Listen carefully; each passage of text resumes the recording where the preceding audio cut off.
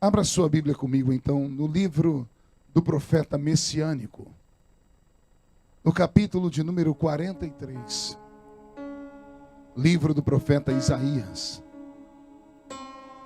capítulo de número 43. Quero louvar a Deus pela vida dos Gideões missionários da última hora, aqui na pessoa do pastor Reuel Bernardino, um grande amigo, um grande irmão, a toda a equipe que nos acompanha, ao pastor Marco Aurélio por ter feito aí essa ponte. E eu tenho certeza que o culto de hoje vai ficar marcado para sempre na nossa alma. Isaías 43, quem encontrou, diga amém.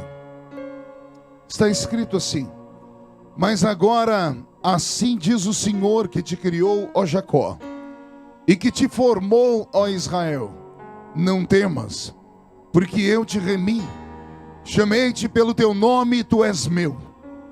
Quando passares pelas águas, eu serei contigo.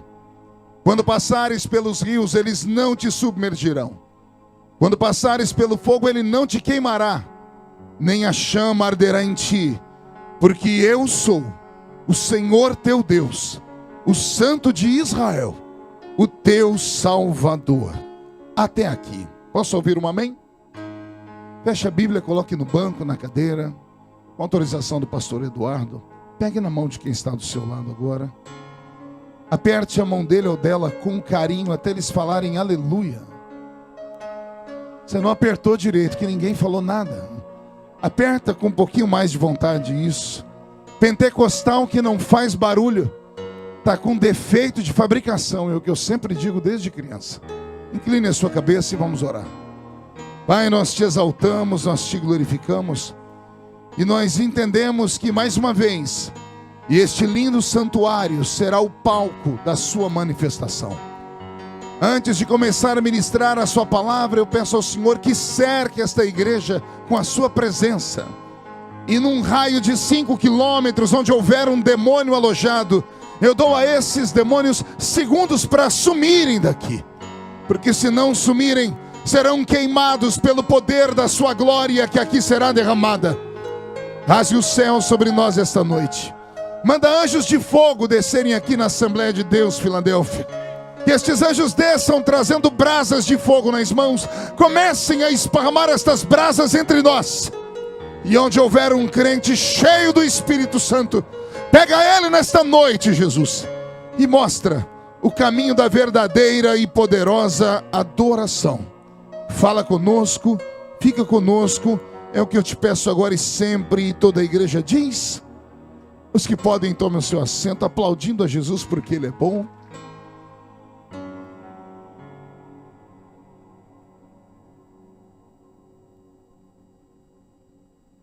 Graças a Deus. Quero agradecer aqui o meu amigo que nós caçamos ele desde o início do culto, alguém para tocar o teclado, e encontraram ele. Deus te abençoe. Você vai sofrer comigo aqui, é só até meia-noite, fique tranquilo. Tá bom? Querida igreja, noiva do Cordeiro, simpatizantes da nossa fé, amigos que vieram de perto, de longe. Eu estou aqui na América desde semana passada. Eu vim para um dia só, que era um evento na cidade de Newark para auxiliar o pastor Reuel. E Jesus tocou no meu coração para que eu ficasse mais dias aqui. Eu deixei uma agenda grande na África, nós tínhamos uma cruzada marcada em Angola. E eu liguei para os pastores, eu disse: a obra aqui precisa mais do que aí. Que situação, né? Dizer que a obra na América precisa mais do que na África. Mas é porque eu sei o que significa carregar o peso de milhares de pessoas nos ombros. Nós vimos imagens, pena que a memória do homem é muito curta.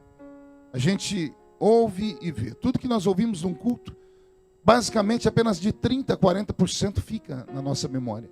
Mas quando tem uma imagem, ela se fixa um pouquinho mais. Então a nossa intenção aqui nesta noite não é apenas te sensibilizar, é convencer você e te dar uma chance de você ter o melhor Natal que você já teve na sua vida.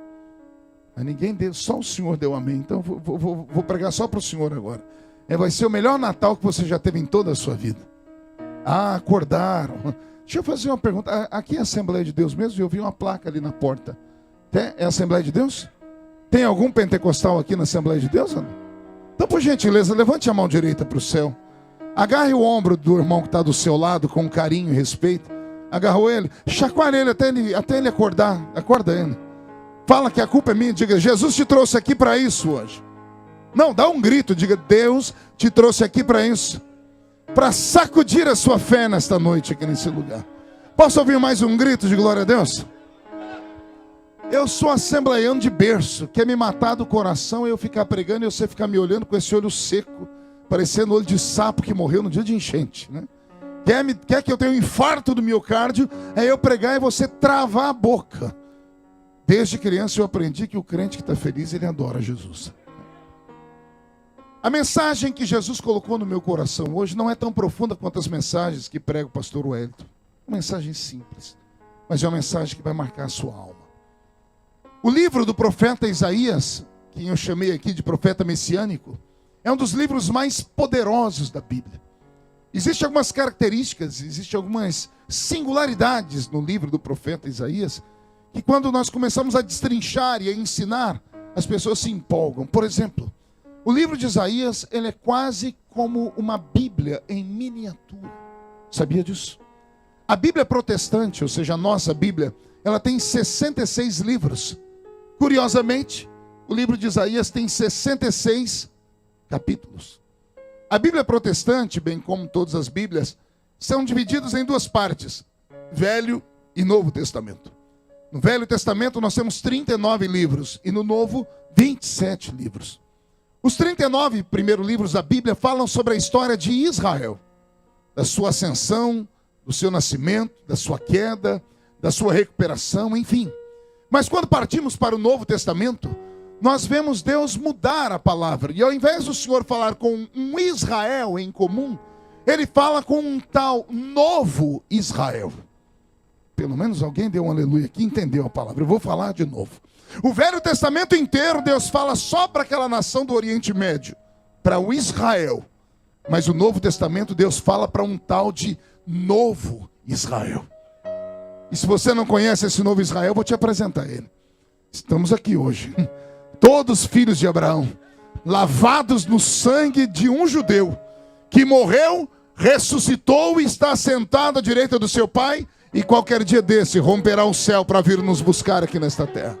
E se o arrebatamento se der nesta noite, daqui desta igreja, só 2 crentes subir, eu tenho certeza que um sou eu. Quem é o outro e vem atrás? Deixa eu ver. Que bom, tem gente que tem certeza que não vai e não levanta a mão para nada, né? Até o fim do culto eu te pego aqui. Pois bem, o livro do profeta Isaías, ele não é apenas uma mini Bíblia por causa dessas singularidades. Quando pegamos o livro de Isaías e dividimos ele em 2, pastor Henrique, nós temos os primeiros 39 capítulos, e quem já leu Isaías, os primeiros 39 capítulos dá medo de ler. Pergunte por quê. Só fala se todo mundo perguntar. Porque parece que Deus está raivoso. A voz de Deus soa estridente. Deus soa como um Deus ameaçador, como um Deus que quer punição, como um Deus que quer pureza excessiva. Mas quando começamos a ler do capítulo 40 para frente, não é que Deus muda. Não é que o Deus que estava com raiva começa a falar de amor. Não é que o Deus que estava fazendo ameaças começa a fazer promessas. Não é que o Deus que estava triste de repente dá um salto de alegria. Parece que é mais ou menos assim como a Bíblia. Os primeiros 39 livros da Bíblia, Deus se enfureceu, se entristeceu. É da queda do homem à queda da sua nação. Mas o início do Novo Testamento tem o nascimento de Jesus. E com ele vem a porta da salvação aberta. E é ele quem consegue quebrantar o coração do Pai, dizendo: o homem precisa de uma segunda chance. É Jesus quem prova que é possível ser homem, nascer nesta terra e ir morar no céu um dia ainda. Isaías tem essas particularidades. Mas não é só isso que Isaías tem. Isaías é o primeiro de todos os profetas que fala sobre as duas naturezas de Jesus. Isso aqui é matéria para quem gosta de Bíblia. Pastor, Jesus tinha duas naturezas? Sim, tinha. Ele tinha uma natureza humana, mas também tinha uma natureza divina. Muitas pessoas têm dificuldade para entender que Jesus era 100% homem e era 100% Deus. Há quem diga que ele era meio homem e meio Deus. Não, isso aí eram os deuses lá da mitologia grega. Os filhos, entre aspas, do poderoso Zeus, irmão de Poseidon, irmão de Hades, aqueles deuses criados pela mente dos gregos, deuses que de vez em quando saíam do Olimpo e vinham pela terra, se enamoravam com as mulheres e tinham filhos com elas, e esses filhos eram chamados de semideuses. E alguns são conhecidos como Hércules, Teseu, Perseu, Afrodite, Hera e tantos mais. Mas o nosso Cristo não, ele não é meio homem, ele não é meio Deus, ele é 100% homem e 100% Deus. E quem foi que falou isso a primeira vez? Foi Isaías. Você se lembra quando ele disse isso? Ele falou isso de uma maneira tão linda. Ele fala de forma poética, ele diz assim: eis que o menino nos nasceu, mas um filho se nos deu, e o principado estava sobre os seus ombros. Coisa linda, não é? Quando eu era menino, lá na Assembleia de Deus da Vila, da rua, da Avenida 11, número 811, a gente fazia jograis. E na época do Natal, recitava um texto de Isaías. E eu era sempre a estrelinha, me dava uma raiva. Eles me botavam uma roupa branca e uma estrela na cabeça, que eu parecia a Estátua da Liberdade, né? Você ri porque não era você, bocó, né? E eu tinha que ficar lá igual uma estátua para recitar isso aqui.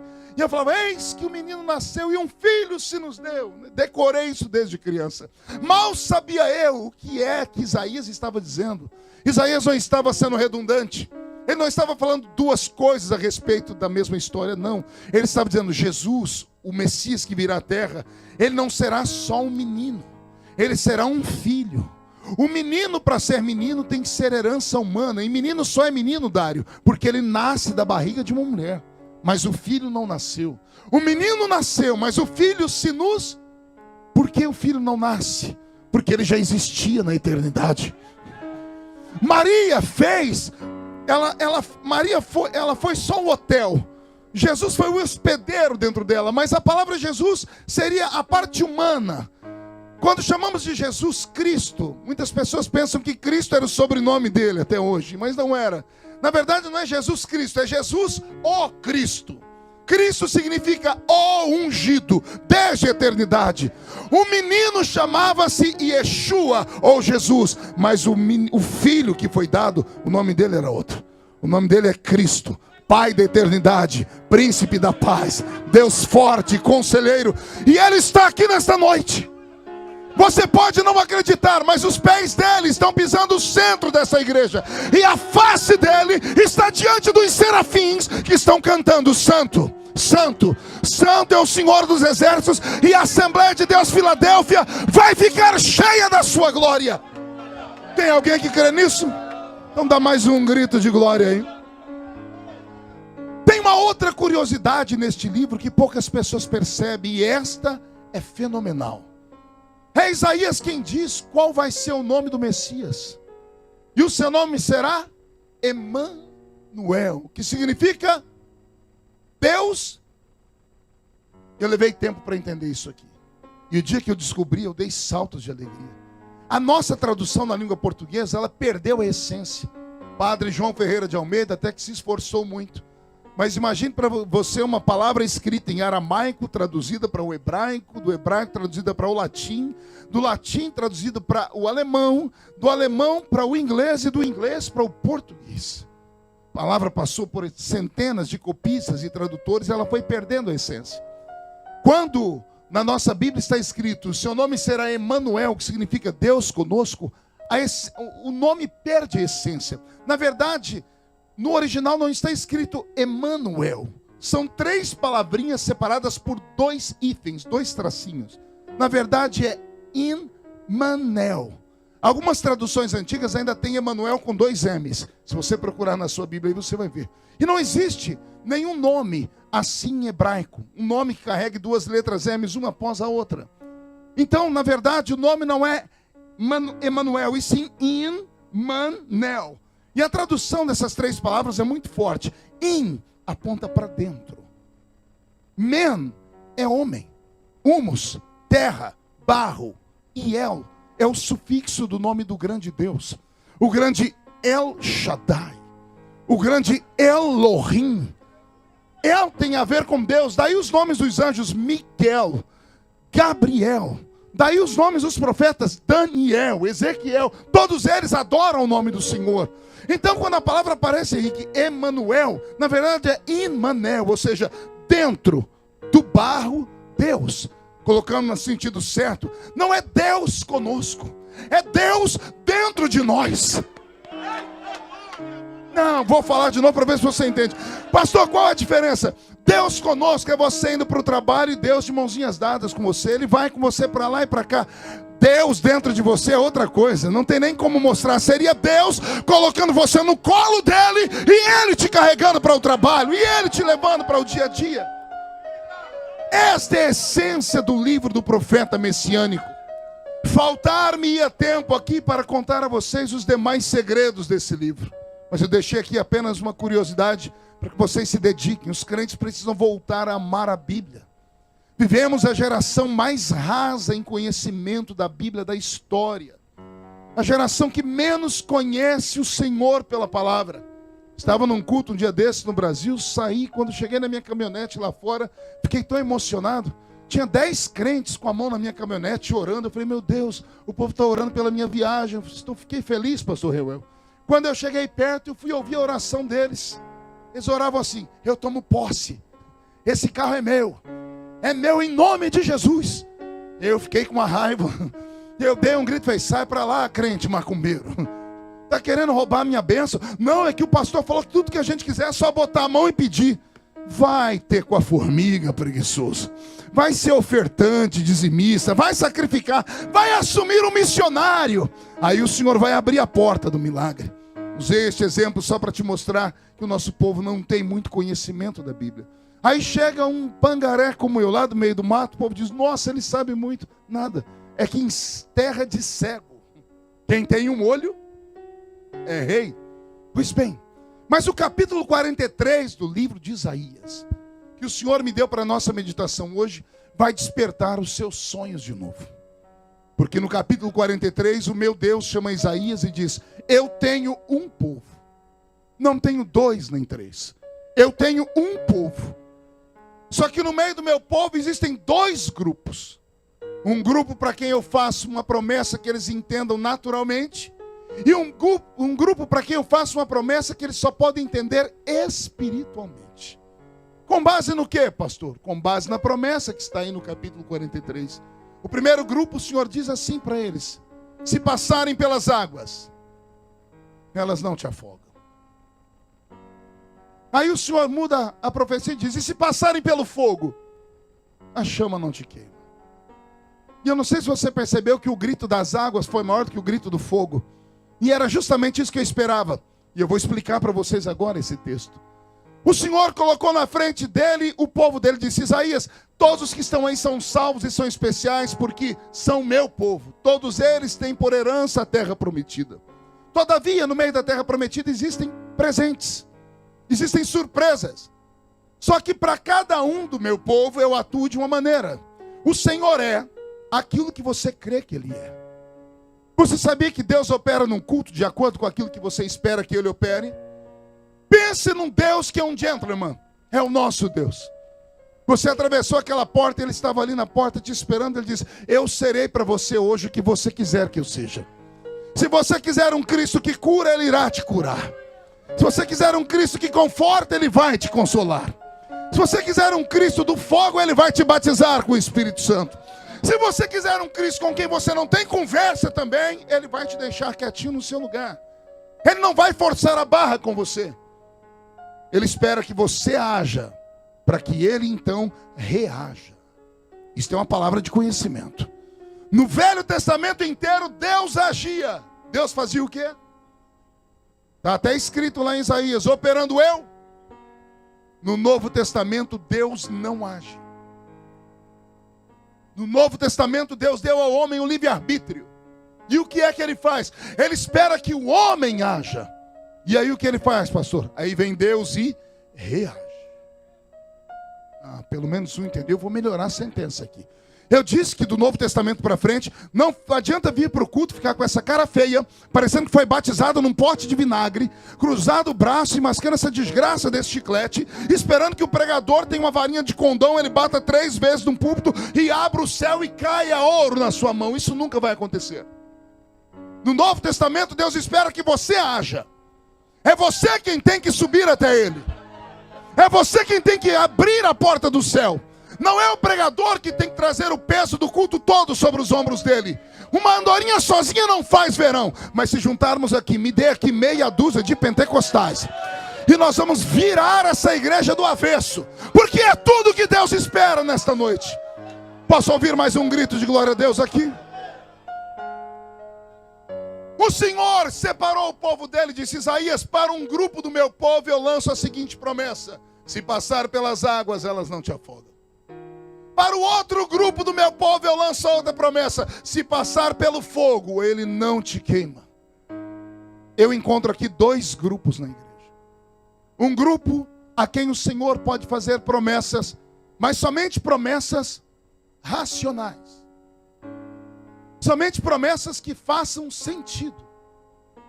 Promessas que não seja difícil a pessoa compreendê-las. Eu chamo de promessas normais. Promessas o quê? Peça um exemplo. Só falo se todo mundo pedir. Você está no culto, o pastor Eduardo está inspirado, e ele lança a seguinte palavra: crê no Senhor Jesus e será salvo tu e a tua casa. Quem crê na promessa? Por quê? Por que cremos com tanta facilidade nessa promessa? Porque a nossa vida, a nossa história na igreja já provou que isso acontece. Você sabe que alguém na sua família foi salvo, ou na família de um amigo seu foi salvo. Você teve experiências, a sua mente está pronta para receber esta promessa e dar vazão a ela, porque é uma promessa que faz sentido. Jesus vem salvando pessoas ao longo dos anos, desde 2000 anos atrás.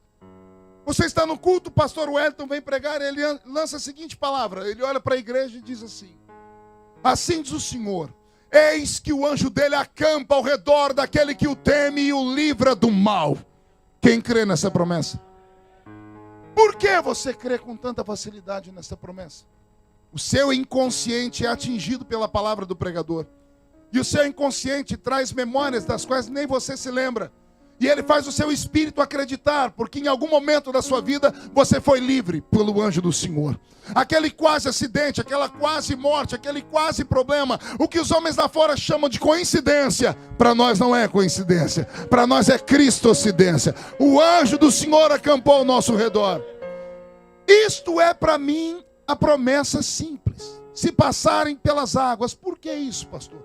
Todo ser vivo, principalmente os humanos, enquanto vivos, passaram ou passarão pela experiência do afogamento, ou do pré-afogamento. Quem aqui já quase se afogou na vida? Levante a mão para eu ver. Os que não levantaram é tudo hipócrita e mentirosos. Vai me dizer que você nunca engasgou com uma água. Você estava tomando a água, de repente a água saiu pelo nariz. Vai me dizer que você nunca se afogou debaixo do chuveiro, às vezes, cantando a música, na nota aguda, a água entrou e aquele cofe para lá e para cá. Quem aqui é mineiro? Deixa eu ver. Minas não tem mar, mas tem lagoa.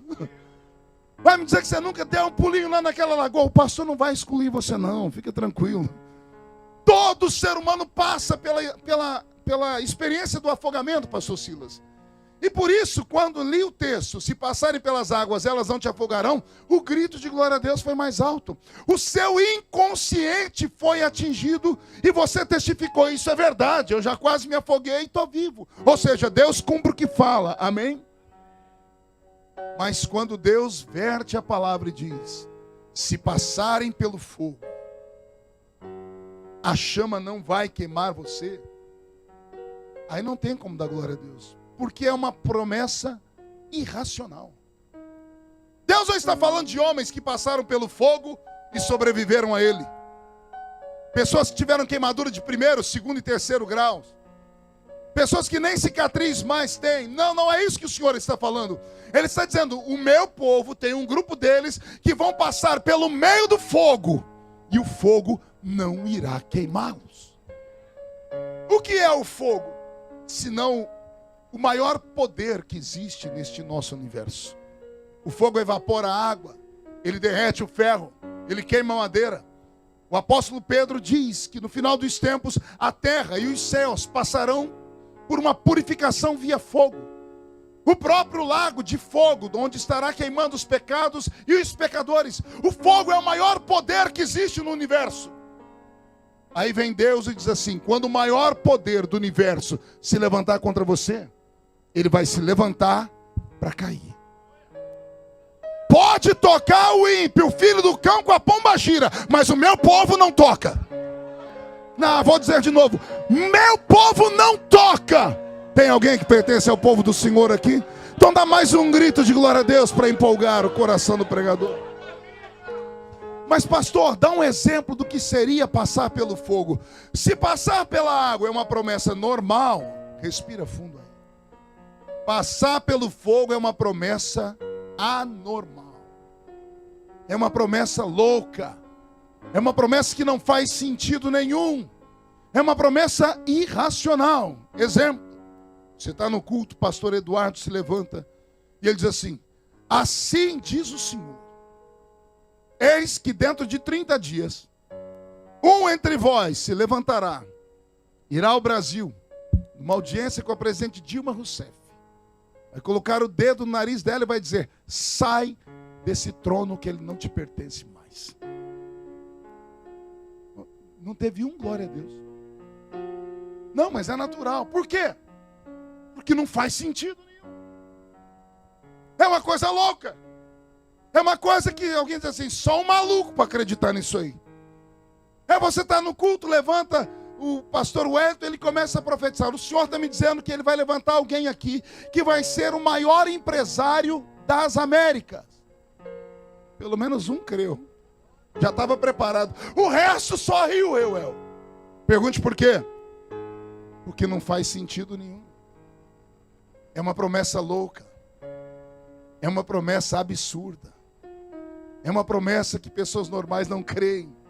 E não é que Jesus falou para mim vir aqui hoje para não pregar para os normais. Jesus me trouxe aqui para pregar só para os anormais. Só para homens e mulheres que têm uma promessa daquelas que ninguém acredita, nem você mesmo. E por você não acreditar, Jesus disse: eu preciso relembrá-lo, que ele não nasceu para ser cauda, nasceu para ser cabeça. Não trouxe aqui para esse país para ficar vendo a banda passar, trouxe aqui para fazer a diferença. Eu não estou pregando para homens e mulheres normais essa noite. Eu estou pregando para homens e mulheres que onde a planta do pé pisa, o Senhor dá a eles por herança. Tem alguém que crê nisso aqui? Então agora não dá um grito, não dá um berro de glória a Deus, por favor.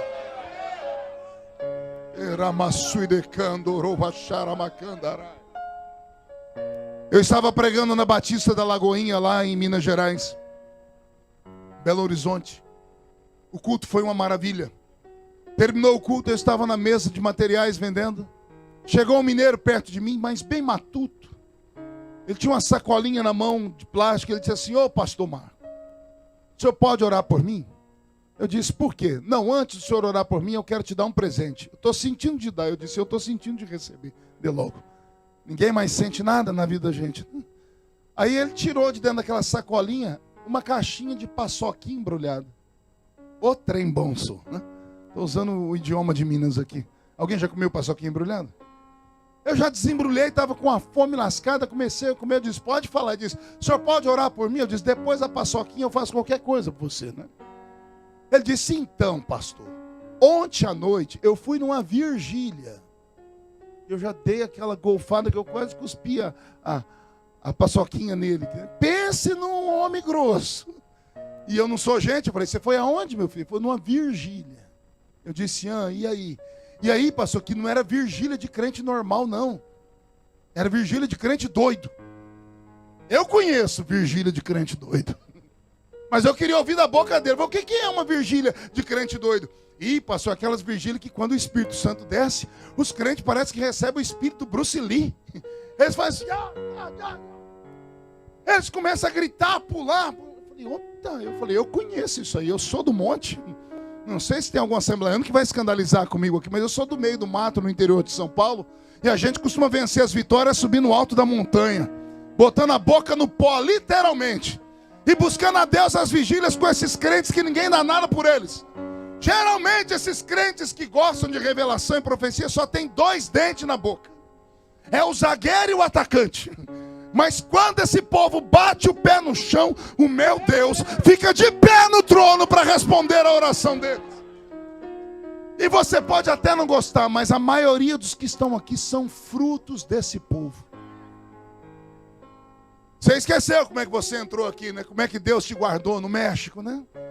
Como é que Deus te fez ficar invisível na frente da imigração americana. Você não sabe nem ler, nem escrever, não tem onde cair morto com de lá vivo. Mas teve um dia lá naquela igrejinha, coberta de palha, aquela irmãzinha do coque, ela veio e disse: minha filha, meu filho, o Senhor vai te colocar num pássaro de aços e você vai cortar os céus. Somos frutos desses profetas. Posso ouvir um glória a Deus por isso?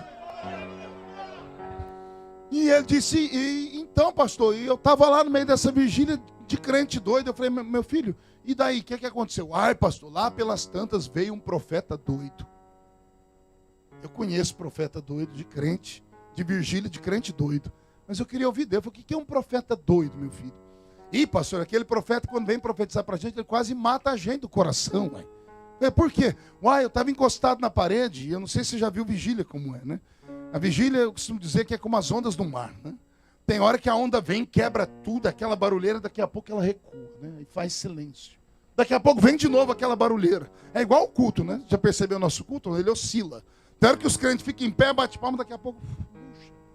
Ele disse: pastor, numa dessas idas e vindas, quando fez silêncio, eu estava encostado na parede, era umas 4 da manhã, o profeta veio para o meu lado, pastor, mas ele não veio de frente, não, ele veio de trás. E ele me pegou de surpresa.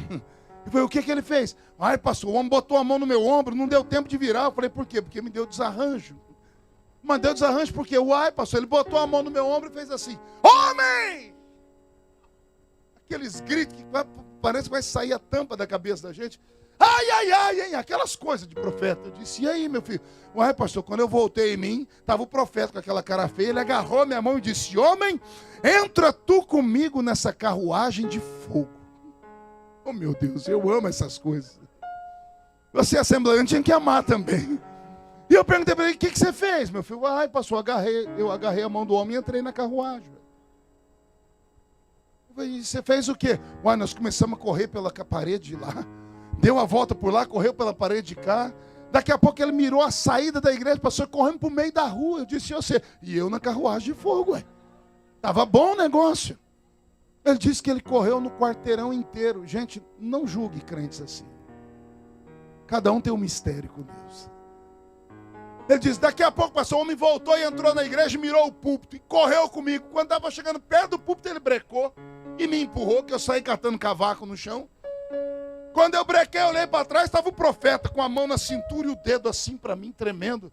Eu falei: o que ele disse? Ele disse: homem, sobe tu sozinho agora essa rampa, porque vou te colocar entre os príncipes da terra. Ele disse isso e eu dei o mesmo glória a Deus que você deu. Mas o mineiro teve uma crise de risos tão grande que a barriga dele balançava. Eu deixei ele rindo, enfiei a mão no meu bolso, peguei um cartão de visita, anotei o número do meu celular e estiquei para ele. Ele parou de rir e disse: oi, pastor, o que é isso? Eu disse: é o meu telefone particular. E ele: nossa, eu vou ter seu número. Eu disse: vai. Eu falei: para quê, pastor? Eu disse: para quando você entrar no seu reino, para quando você subir a rampa do palácio, para quando você for um homem muito importante, lembra de mim quando entrar lá no seu reino. Eu esperava que ele fosse dar um grito de aleluia como vocês. Ele abaixou a cabeça. Quando ele levantou, ele começou a chorar. Ele disse: ô pastor, o senhor acredita mesmo nisso? Eu falei: por que não? Pastor, eu moro numa casa pequenininha e eu que sustento minha família. Eu vendo doce nas esquinas de Belo Horizonte para levar comida para casa. A porta da entrada da minha casa é escorada com a cadeira de fórmica, pastor. Só nós mais velhos sabemos o que é isso aqui. Ele disse: pastor, eu não sei ler nem escrever, pastor. Como é que um dia eu posso subir uma rampa e ficar entre os príncipes da terra? Quando ele disse aquilo, a palavra dele me atingiu. Mas não atingiu aqui não, atingiu aqui. Aí o meu homem racional pensou e eu cheguei à seguinte conclusão: se ele não sabe ler nem escrever, isso nunca vai acontecer. Quando eu fui abrir a minha boca para falar para ele tudo bem, o meu Deus me arrebatou em sentidos. Alguém crê nisso ainda? Eu não vi mais ele. Eu vi um prédio muito alto e vi um homem no 18º andar. Na porta do prédio estava escrito Hotel Hilton. A cidade era Londres, bem do ladinho do estádio Wembley. E eu vi esse homem lá e uma voz falou comigo: olha onde eu coloco o homem. E eu perguntei: quem é esse homem? O senhor mudou a imagem e mostrou um menino indo para a roça, banhando laranja, algodão, café e cortando cana. Eu voltei em mim, comecei a chorar. Ele falou: o senhor está chorando por quê? Eu disse: porque Deus falou comigo. Porque aquela visão era minha. Eu cortei cana, banhei laranja, algodão e café. Morava com 12 pessoas em 2 cômodos. Minha mãe não sabe ler nem escrever até hoje. E de repente, olha eu viajando o mundo e pregando ao redor do planeta. E um dia eu estava lá no Hilton, no 18º andar, olhando a cidade de luz, e Deus falando comigo: sou eu o Deus que tira o homem do monturo e coloca o homem aqui em cima.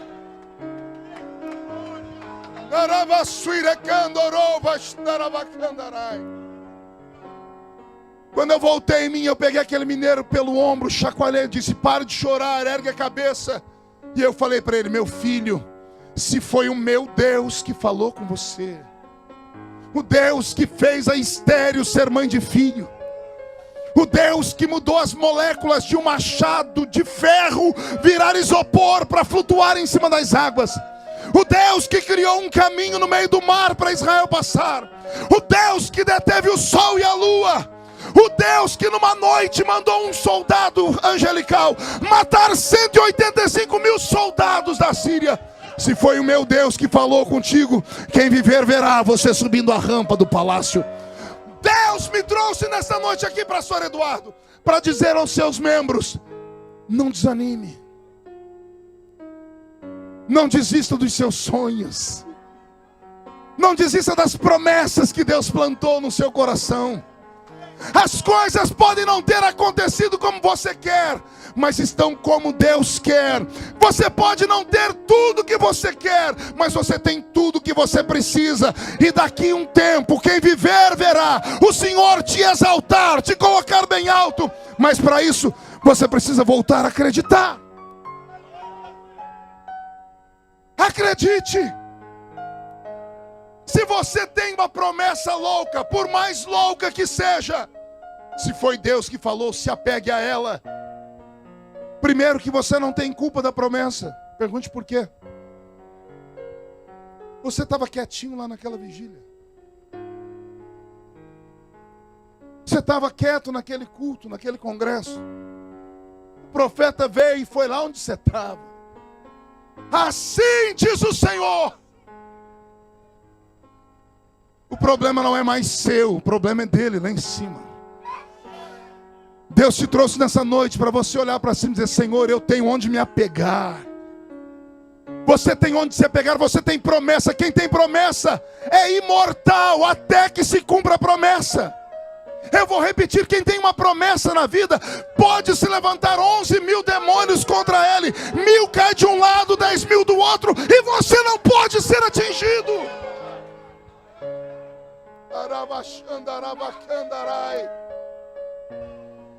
Não deixe os momentos, não deixe esses coveiros de igreja. Aqui não tem, só tem lá na igreja que eu pastoreio. Crentes que estão na igreja há tanto tempo, que perderam a fé, se envolveram com os bastidores da igreja, viram tanta coisa que não deviam ver, e fizeram exatamente o contrário do que a Bíblia diz. A Bíblia diz: não perca o olhar de Jesus, porque nele não há dúvida, não há sombra de variação. Você está igual Pedro, saltou no meio do mar, fez uma coisa linda, mas parou de olhar para Jesus. A Bíblia diz que Pedro começou a olhar para o vento. Pedro afundou, Dário, por causa do vento. Ele parou de olhar para Jesus, o vento bateu no cabelo dele, e ele olhou para lá, perdeu a visão, começou a afundar.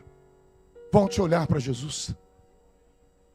Não existe super-homens na casa do Senhor. Não existe mulher maravilha aqui. Se você esperar a perfeição aqui, você está perdido. Igreja é igual curva de rio. Tudo que não vale nada vai para dentro da igreja. E é aqui o lugar disso. Quem precisa de doente, ou quem precisa de médico, é o doente. Aqui é um hospital. Aqui é o lugar dos leprosos entrarem, dos cancerosos entrarem. A diferença é que aqui eles entram de um jeito e saem de outro. Saem curados. O Senhor te trouxe aqui para curar os seus sentimentos. Falar de promessas não tem como pregar, pastor Henrique, pastor Albert, sem contar histórias. Eu era menino e congregava lá na Vila Tatu. O salãozinho tinha 3x4. O meu herói era o presbítero Ovídio Ramos. Faleceu tem 3 anos, no alto dos seus 90 anos. Nunca vou esquecer o velho Ovídio. Ele era um negro alto, a mão dele parecia uma raquete de tênis, de tão grande que era. E a voz dele era de barítono ainda para ajudar. E como bom assembleiano, a barriguinha saliente, a gravata por cima da barriga, pastor Reu. E ele tinha um óculos perneta na cara. O óculos só tinha uma perna, não tinha quem tirava aquele óculos da cara dele. Mas o vídeo era uma figura. Eu gostava de ver ele cantar. Ele ia cantar os hinos da harpa, ele conseguia fazer milagre. Pergunte qual. Ele conseguia colocar uma música numa letra que não tinha nada a ver. Compreendeu? Vou tentar explicar. Um dia ele foi cantar aquele louvor assim. Deixa eu ver se eu lembro aqui. Já refúgio a glória eterna de Jesus, o Rei dos Reis, breve os reinos desse mundo. Linda música, não é? Ele foi cantar essa. Olha o que ele aprontou. Ele tirou uma nota musical dele lá e ele começou. Já refúgio a glória eterna de Jesus, o Rei dos Reis. Breve os reinos desse mundo seguirão as suas leis. E os sinais da sua vinda já se mostram cada vez. Ele colocou a asa branca no hino da harpa. Mas o pior não é isso, é que funcionou. E os irmãos eram tudo simples, a gente era tudo cortador de cana, Silas. Caiu um fogo no salãozinho, Marco Aurélio. E eu, moleque, rindo que me matava. Chegou em mim a irmã profetisa da reunião. Você está rindo do quê, menino? Foi o louvor que o Monvito está cantando. É você não está vendo que ele está cantando um cântico espiritual. Eu fui criado no meio desse povo que não sabia ler nem escrever. Mas esse velho, toda vez que ia pregar para nós, encerrando o sermão dele, era tudo errado. Ele lia tudo errado a Bíblia. Ele falava, vamos abrir a Bíblia no livro de Êxodo. Quando estava muito inspirado, ele mandava abrir a Bíblia no livro de Genésio. E aí que a gente... Teve um dia que ele falou, vamos abrir a Bíblia no livro da profeta Joana. E o irmão disse, irmão, não tem Joana na Bíblia não. Diz, vá ler a Bíblia, mulher. Joana é aquela que o peixe engoliu, aí. A gente descobriu naquele dia que ele não sabia ler. Alguém ia lá na casa dele, lia para ele memorizava, ia para o culto e fingia que estava lendo. Deus me chamou num dia que esse velho estava pregando e disse, Jesus falou para mim que vai levantar alguém hoje aqui. E ele vai levantar alguém na profecia do profeta Albuquerque.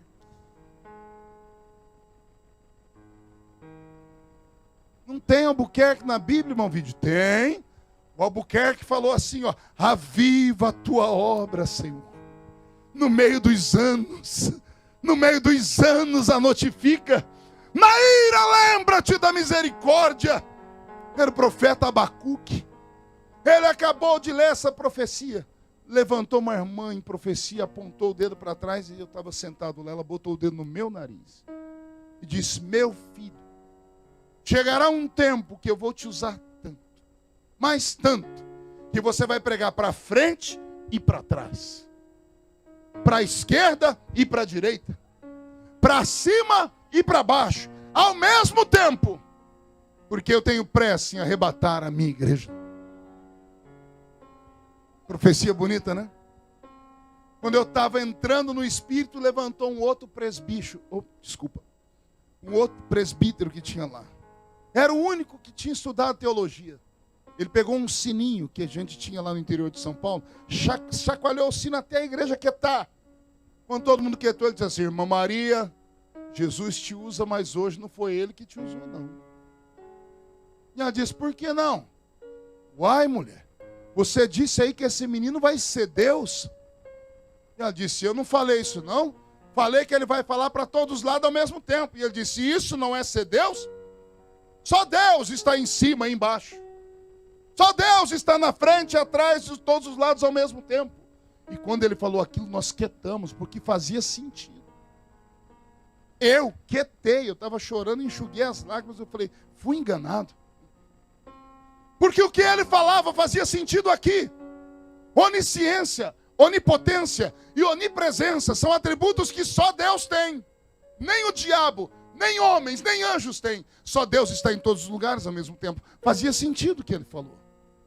Eu fiquei quieto. Quando eu fui olhar para ela com um olhar de raiva, porque ela ficou muito triste e chorou, eu olhei para a velha e não consegui ter raiva.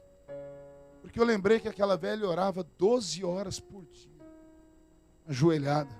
Ela não tinha joelho, ela tinha um calo no lugar do joelho. Ele matou o ministério dela. Irmã Maria de Paula nunca mais profetizou. Eu não me desviei porque tinha uma promessa. Os anos se passaram, Deus me levantou como pastor. Um dia eu estou descendo a escadinha do púlpito, no meio do corredor, quem é que eu enxergo? A irmã Maria de Paula e o tal presbítero. O que eu não entendi a vida inteira, entendi em 5 segundos. Porque profecia é mistério. Deus conduz alguém para falar conosco em profecia, Ele não dá riquezas de detalhes. Deus usa o profeta para instigar a nossa fé. Deus fala, mas não explica. Vou te usar, e não explica como vai usar. Vou te levantar, mas não explica como vai levantar. É para você acreditar e buscar. Eu passei a vida inteira sem entender nada. Naquele dia, quando eu olhei para os dois, em 5 segundos eu entendi. E ali Deus me deu uma mensagem, pergunte qual. Toda vez que Ele tem uma chamada na vida de uma pessoa, primeiro Ele complica a vida da pessoa inteira. Quando está tudo complicado, achando que não tem mais limite, vem Deus e descomplica a vida da pessoa inteira. Aí quando está tudo descomplicado, vem Deus e explica, porque Ele tinha complicado antes. Anotou aí? Vamos lá? Primeiro Deus complica. Depois Ele descomplica. E só aí Ele explica porque Ele complicou. Primeiro Deus complicou a minha vida inteira, falando que eu ia falar para todos os lados ao mesmo tempo. E eu não entendia nada. Aí vem Deus e descomplica, me dando a revelação que eu vou contar para vocês daqui a pouco. E só depois Ele me explicou porque Ele fez aquilo. Temos isso na Bíblia. Moisés está levando o povo do Egito para Canaã. Ele olhou para o céu e disse, Senhor, tirei o povo do Egito e agora siga para Canaã. Moisés pega o caminho da direita e Deus diz, Moisés, sim Senhor, segue a nuvem. A nuvem pega outro caminho. Moisés diz, Senhor, eu conheço o Egito como a palma da minha mão. A nuvem está indo para o lugar errado. Deus diz, Moisés, segue a nuvem, me obedece. Quem pode manda, quem tem juízo. Moisés seguiu a nuvem. Ele sabia onde a nuvem ia dar. A nuvem levou ele para frente do Mar Vermelho. E quando levou ele para uma emboscada, porque ele não tem para onde sair, na frente o mar e atrás vem Faraó. Moisés se desesperou e caiu de joelhos e clamou ao Senhor. Deus abriu o céu e disse, por que clamas a mim? Deus não está perguntando porque não sabe. Deus está perguntando porque Ele já tinha dado autoridade. Por que clamas a mim? Senhor, o mar está fechado. Moisés, o que é que você tem nas mãos? Um cajado. Cajado na mão de um homem comum. Na sua mão qualquer coisa vira arma. Fere as águas. Quando Moisés feriu as águas, o que aconteceu com o mar? O mar se abriu. Deus complicou, levou ele para uma emboscada. Agora Deus descomplica, abrindo o mar. Quando ele chega do outro lado do mar e ele quer ir embora, Deus diz, Moisés, pare aí. Por quê, Senhor? Olha para trás. Contempla o seu inimigo pela última vez.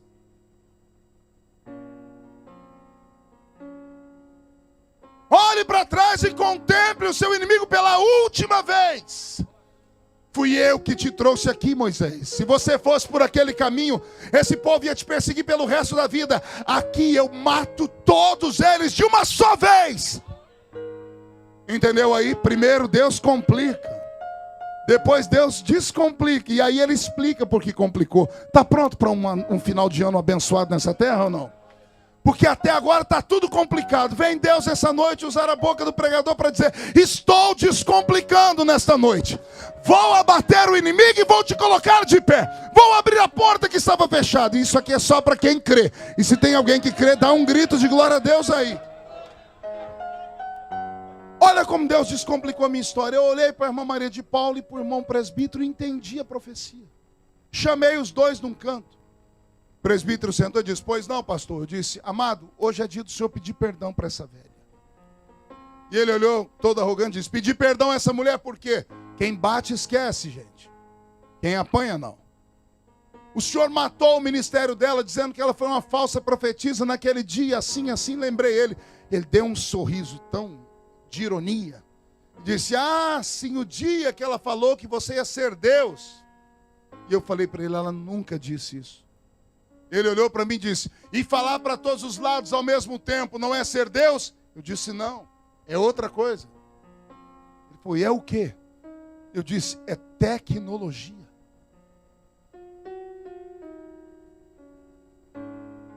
Ele falou: explica. Eu falei: explico.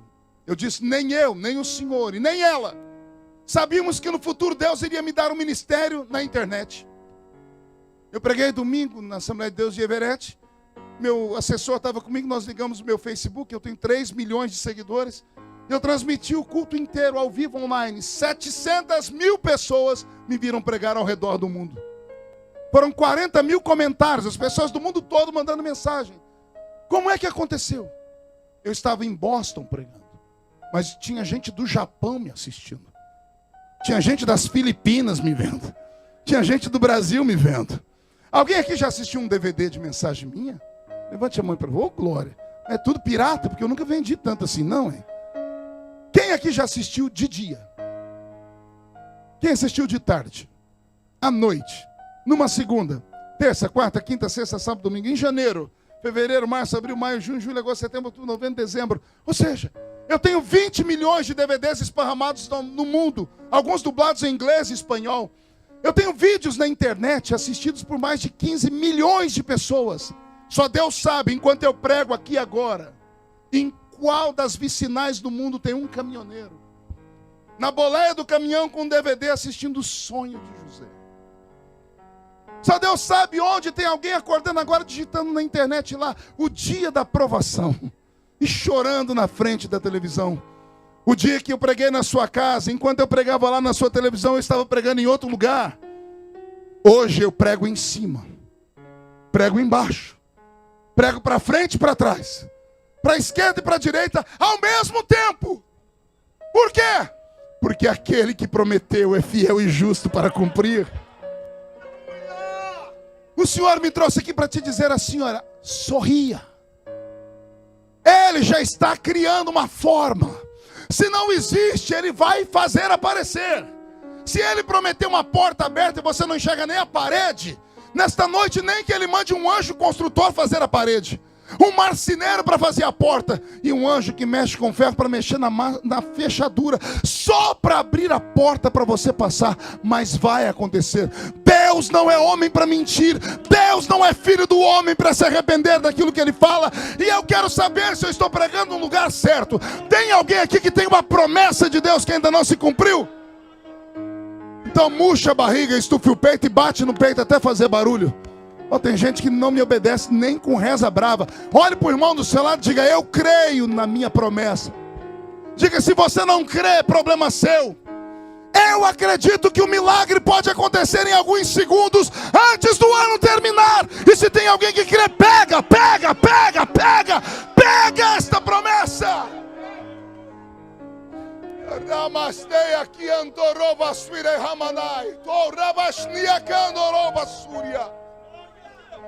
Você não tem noção do que Deus é capaz de fazer para que a palavra dele não caia por terra.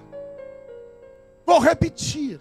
Você não sabe o que Deus é capaz de fazer para cumprir o que Ele te falou.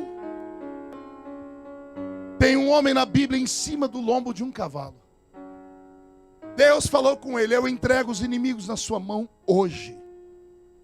Eu amo quando Deus dá datas. Eu entrego o inimigo nas suas mãos que dia? Josué passou um pregão pelo povo e disse: vamos pegar o rei de Jericó. Estavam fugindo. Eles sacrificaram um bode, colocaram o nome no bode de Jeová. Por isso que Deus mandou destruir tudo aquela porcaria. Por isso que Deus derrubou a muralha. Eles começaram a fugir.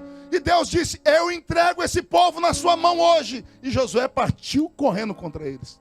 Só que os inimigos tinham cavalos árabes que corriam mais. Quando ele estava no meio do caminho, Josué parou o cavalo e ele viu a seguinte cena: a lua subindo aqui e o sol descendo aqui. Josué parou o cavalo e disse: Senhor, amanhã continuaremos. Oh, glória. Você disse que dia, Josué? Amanhã. O Senhor disse: eu disse que eu entrego o inimigo na sua mão hoje. Eu imagino Josué olhando para o céu e disse: então o Senhor dá um jeito no meu cavalo, porque ele não enxerga no escuro. Não é coruja nem morcego. Pode imaginar Deus no céu olhando para baixo e serafins aqui atrás dele cantando santo, santo, e um olhando para o outro dizendo: e agora?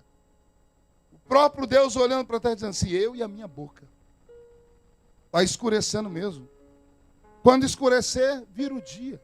Aí já não é mais hoje. Eu vou contar para você o milagre na visão humana e o milagre na visão científica.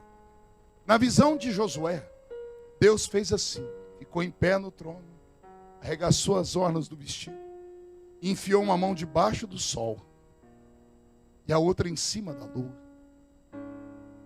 É luz que você quer, Josué? Vê aí se está bom.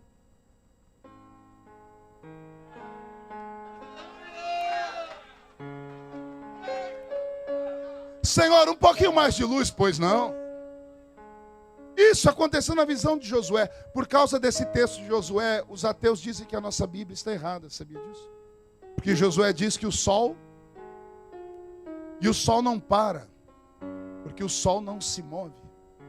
Somente no século XV foi que Copérnico descobriu o sistema heliocêntrico, que o sol é o centro da nossa galáxia e os planetas gravitam ao redor dele.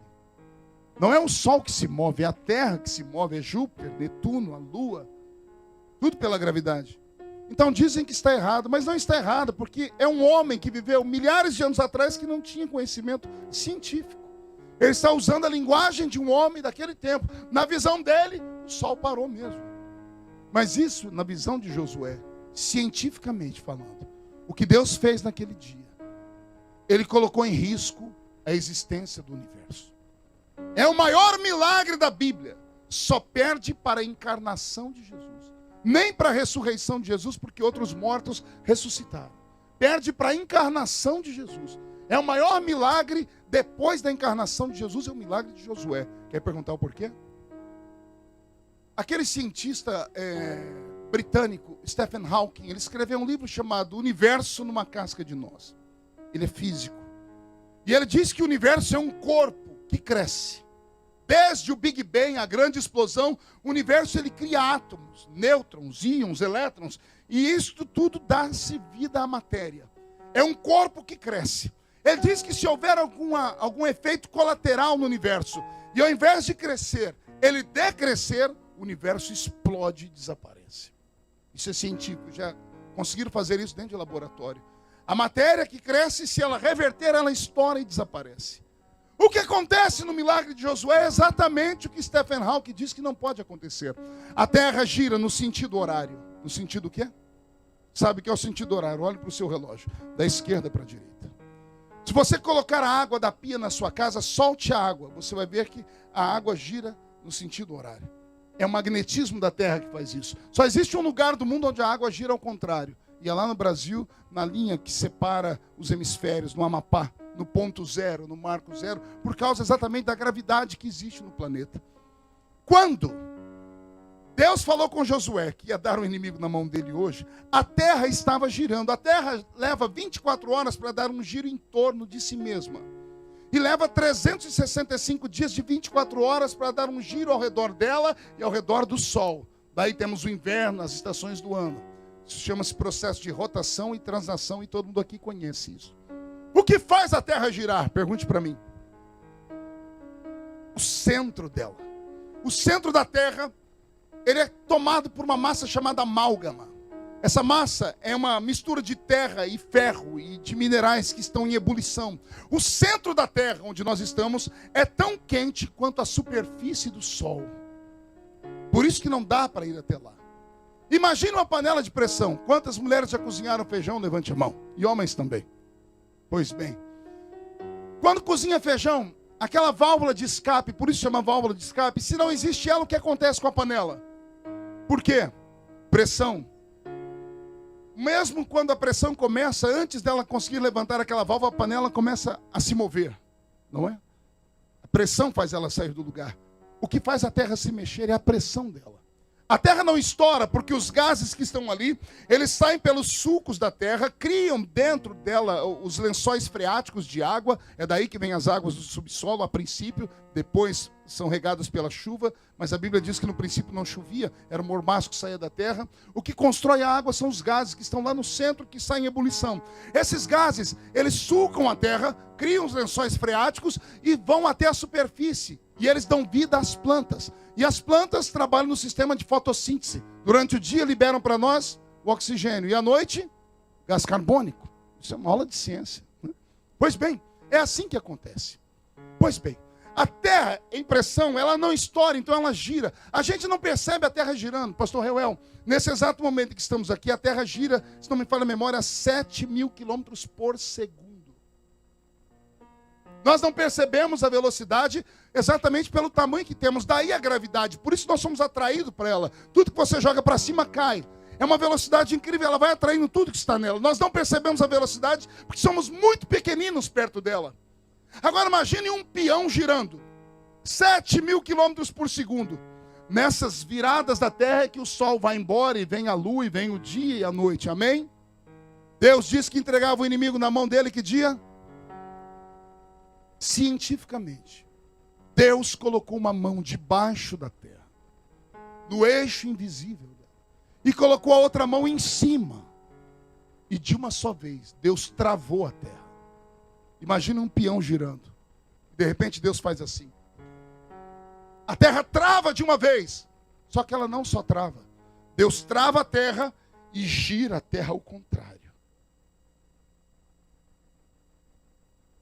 Só meia dúzia entendeu? Não, eu vou explicar de novo. Continua aí, vou explicar de novo.